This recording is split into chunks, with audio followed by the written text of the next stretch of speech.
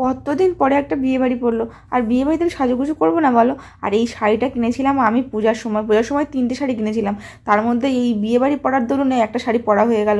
এই কালো বেনারসের কেমন তোমরা অবশ্যই জানিও। আর আমার না ম্যাচিং ম্যাচিং করে পরতে খুব ভালো লাগে, তাই জন্য যতটা সম্ভব আমার ম্যাচিং ম্যাচিং করেই পরি কোথাও বিয়ে বাড়ি টিয়ে বাড়ি গেলে।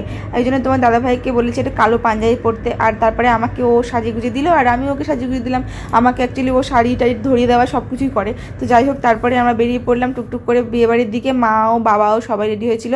অ্যাকচুয়ালি এই নিমন্ত্রণ বাড়িতে বাবা মা আমরা সবাই নিমন্ত্রিত ছিলাম, মানে আমার বাবা মার তরফ থেকে। তারপর মেট্রোতে উঠে একবার মায়ের কাছে বসছি, একবার বাবার কাছে বসছি, আর এই করতে করতে আমার মাথায় দুটো ফুল ছিল গোলাপ, যেগুলো আর্টিফিশিয়াল, তো ক্লিপ, তো সেইটাই একটা ছিঁড়ে পড়ে গেছে।